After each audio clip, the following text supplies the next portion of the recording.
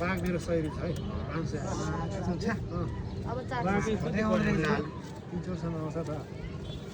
कहिले आउँदैन रहेछ खेलाउने मान्छे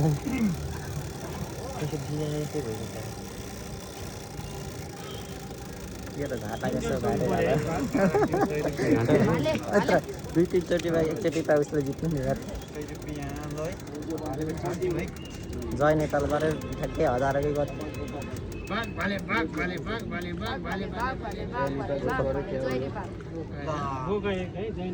सबै खाइदिन्छ